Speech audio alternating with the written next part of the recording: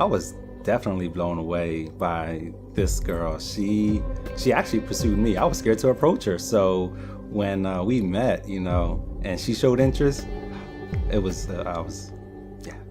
When Mike and I started dating, we were in junior high, and our relationship got pretty serious too soon.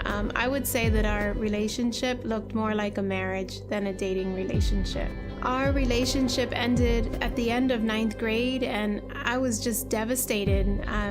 Again, I didn't know who I was at the end of this relationship, and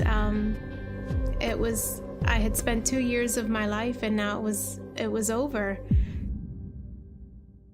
It was the summer before my senior year of high school. Mike and I got back together.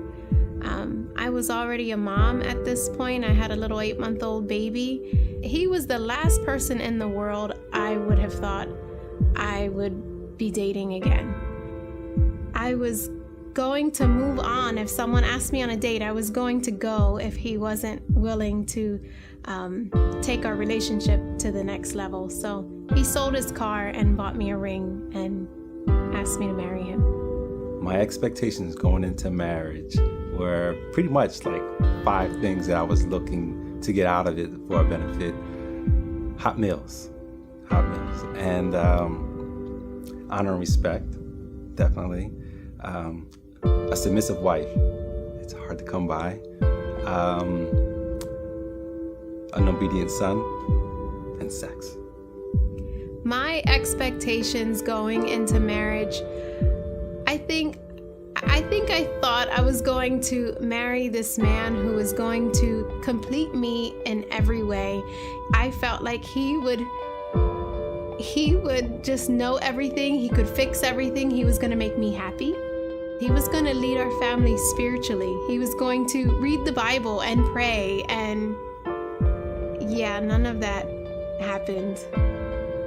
I really didn't express myself to her, and I really didn't tell her what was going on inside of me. It was hard for me to articulate to her what was really going on. My expectations were not being met. It was hard to say that I felt a certain way.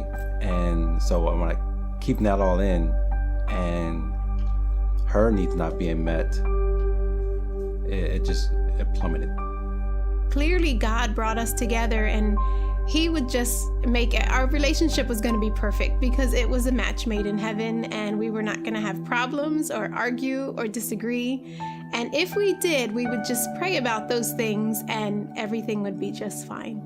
When we came back together, after we separated from our engagement, we came back together, and she asked me if there was anyone else. And I said no. I told her I was totally just waiting to come back to her. And I knew that moment, if I said yes, she would say no to the relationship, and we'd be done. I had no idea that Mike was keeping a secret from me. I guess there were times in our marriage that again, they weren't the best years. So there were times that I wondered if something maybe happened during our marriage, during the rough times. But no, I had no idea that he was keeping a secret. I told Janet that when we were separated during our engagement, I was with someone else. I actually took it very well. We talked, we prayed, we cried, but I think I was in a state of shock. I think I was in shock. And the next morning, the shock wore off, and I only saw red. I was furious.